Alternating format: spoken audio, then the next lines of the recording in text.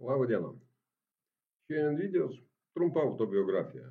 Kodėl noriu papasakoti apie save? Todėl, kad kažkaip išgirdau apie save labai negerų dalykų. Pasidarė truputį liūdna, bet ne tame esmė, nes išgirdau ir dalykų, kurių aš tikrai niekada nedariau, niekur nebuvau. O žmonės pervertina mano padarytus darbus arba sugebėjimus. Tai šiandien galbūt apie save. Baigiau Vilniaus elektromechanikos technikumą, kažkiek padirbau gamykloje, pašaukė į tarybinę kariuomenę. Truputį apie kariuomenę reikia pasakyti, nes tai yra kai kuriems žmonėms labai keista, bet juos tai sujaudino ir jie labai išsigando. Aš tarnavau tarybinės kariuomenės generalinio štabo žvalgybos valdybos mokomajame pulke GRU. Daug ten išmokau, baigiau tą mokomąjį pulką, tarnavau brigadai. Apie tai aš nenoriu pasakoti. Ne tol, kad tai slapta, tiesiog tai tema, kurios aš stengiuosi neliesti. Grįžau po kariuomenės į Vilnių namo ir nuėjau dirbti miliciją. Mano paskutinė karinė specialybė buvo snaiperis. Man pasiūlė ypatingos paskirties būryje, reikalingas buvo Vilniuje toks būrys, reikalingas buvo snaiperis, kaip tik vieta atsilaisvino. Ir aš nuėjau. Iš tikrųjų, kaip snaiperiu apart mokymų man neteko nei karto dirbti, kol buvau policijoje, bet kaip ir skaičiausi snaiperis. 90 metais, dar būdamas milicijoje, dirbau dar Seimas buvo, aukščiausioje taryboje, rašiau kai kurios straipsnius policijos įstatymų. Labai daug kas nustemba, kad aš to užsiiminėjau, būdamas toks paprastas eilinis milicininkas, bet taip buvo. Ten susipažinau su dabar nelabai adekvačiu ponu Vaišvila, bet tada jis buvo visiškai normalus žmogus. Ir dirbau tenai. Kai įstatymą priėmė, aš nustojau vaikščioti į aukščiausią tarybą, buvo nebeįdomu. Dirbau toliau, sausio įvykiai, kažkiek ten sudalyvavau. Kai tik tai iš milicijos sukūrė policiją, iškart perėjau į policiją, galbūt vienas iš pirmųjų. Ir dasitarnavau tenai iki kopos vado, specialios paskirties kopos vado pareigų. Taip susiklostė gyvenimas, kad aš gana konfliktiškas žmogus iš tikrųjų, pats savo toksai esu. Ir išėjau iš policijos,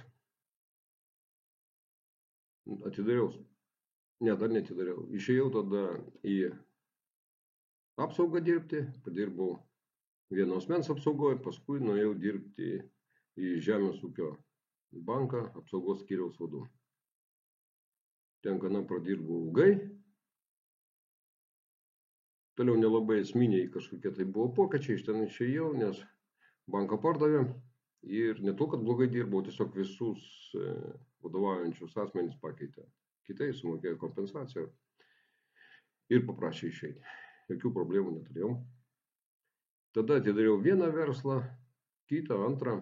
Visai neblogai sekėsi, kažkur darydavau klaidų, kažkur viskas eidavo gerai. Nesmė.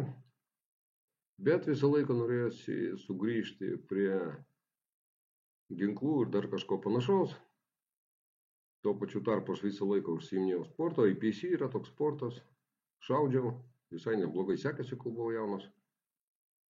Buvau porą kartų Lietuvos čempionų savo kategorijai ir divizionė.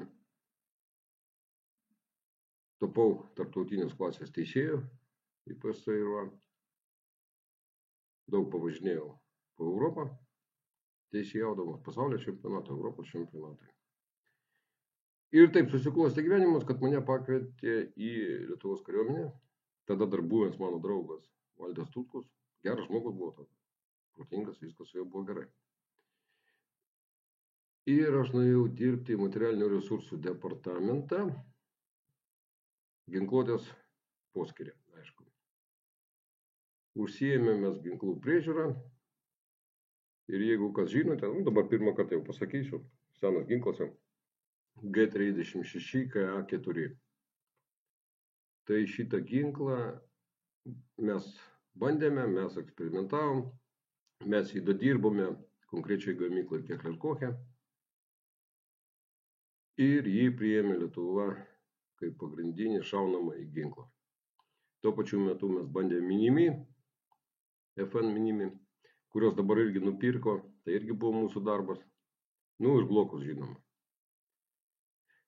Vat, atlikęs tas visus darbus, kaip ir mane norėjo paaukštinti pareigose,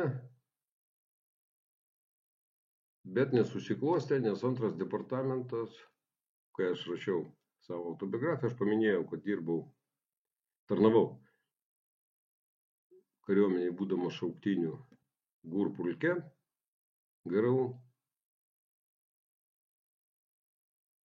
Ir jie nutarė, kad aš esu Lietuvos priešas. Mane davė slaptumą ir todėl aš išėjau. Turėjau išeiti. Tada vėl buvo įvairūs projektai, įvairūs bizniai. Turėjau netgi savo mažą barą alaus. Dirbau su Keklerkochu ir ne tol, kad visi galvoja, kad čia man kyšį davė. Ne, tiesiog jie žinojo, kad aš protingas ir galiu kažką padaryti. Ir tenai dirbau.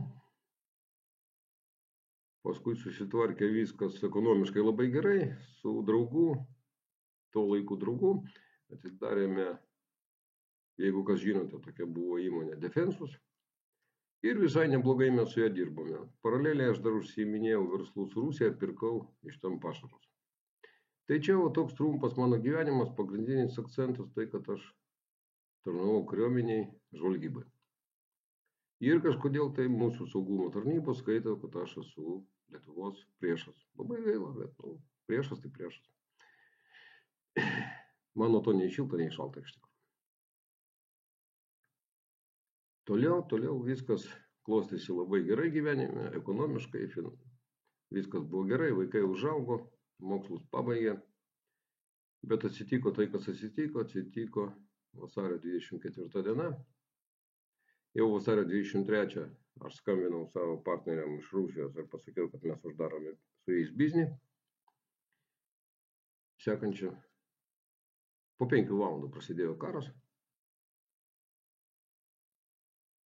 Aš dar dirbau kompanijai, bet aš važiavau į Ukrainą. Dabar biškį trumpai apie Ukrainą, nes vėlgi kalbos eina, kad tie, kas kariavo Ukrainoje, labai mažai, kad ten žino, mūsų nieks neklauso, nei manęs, nei Armaičio, nei Kumpio. Kažkur kviečia, bet tai, ką mes pasakojam, tai jie neįdomu. Jie sakė, kad mes visi eiliniai ir mažiausias taktinis lygmuo. Tai šiandien pasakysiu, kad taip aš buvau žemiausiam taktiniam lygmenį. Ukrainos kariuomenės bataliono vado pavaduotojas. Tai batalionas yra žemiausias taktinis lygmuo. Ir sunku su tuo ginčytis. Bet tai, kad aš bendravau su brigados vadais, su generolais iš kitų štabų, kažkam niekam neįdomu. Tai, kad mes turėjome laisvę kurti ir tvarkyti batalioną taip, kaip suprantame, čia gavosi ne pats blogiausias ir ne pats geriausias, vidutinis batalionas iš absoliučiai civilių žmonių padarytas per ganėtinai trumpą laiką. Tai galvoju, kad aš kažką vis dėlto suprantu apie karybą ir apie tai, kaip reikia mokyti ir kaip reikia daryti. O mano draugai, kurie tarnavo Ukrainoje, jau irgi buvo laipsniais nedideliais, pareigom irgi nedidelėm, bet visi vėlgi nesupranta Ukrainos esmės, kai tu bendrauji ir gauni informaciją iš tokių vietų, apie kurias mūsų ponai pulkininkai net neįsivaizduoja Lietuvos kariuomenės. Atsiprašau. Tai va šiek tiek apie save, dar užbaigsiu. Buvo mintis man eiti į Seimą ir dar būdamas Ukrainoje aš patapau Dovilės Šakalienės visuomeniniu patarėju. Bet vieną gražią dieną aš jai papasakojau apie tai, kad savo trumpą biografiją, jin labai mergina, moteris atsiprašau, išsigando, kad ją apkaltins, kad jin bendradarbiauja su žmogum, kuris tarnavo priešiškai žvalgybai, būdamas šauktinių kareivių. Ir jinai paprašė manęs iš jos išeiti, aš išėjau. Ir mūsų bendradarbiavimas su ją pasibaigė. Bet aš absoliučiai nesigailiu, nes tai, ką daro dabar, atsiprašau, socialdemokratų partija, man visai nepriimtina, nors aš pažymiu, aš esu socialdemokratų partijos narys ir aš esu socialdemokratas pagal savo pažiūras. Tikrai ne kažkoks kitas. Tai vad galbūt tiek šiandien apie save. Jeigu kažkas turite klausimus, rašykite asmeniškai, aš asmeniškai pabandysiu atsakyti. Dar kartą, nepadariau jokių didelių žygdarbių savo gyvenime, bet niekada nelipau per galvas tam, kad pasiekti karjeros. Niekada su savo sąžinė nereikėjo man kovoti, kad tai aš padariau gerai, ar tai aš padariau blogai. Kažkaip taip. Ko užsiimu dabar? Dabar nieko neužsiimu sąžiningai. Dirbu apsaugoj. Ilsiuosi, smegenys prasivalė. Galbūt bandysiu rašyti scenarijų, kurį dar sugalvojau būdamas Ukrainoje. Tiesa, rašytas iš manęs toksai. Reikės galbūt prašyti kažkieno pagalbos. Šiandien tiek. Jeigu turėsiu galimybę, rytoj rašysiu biškį politinę, prieš rinkiminę, taip sakant, apžvalgą.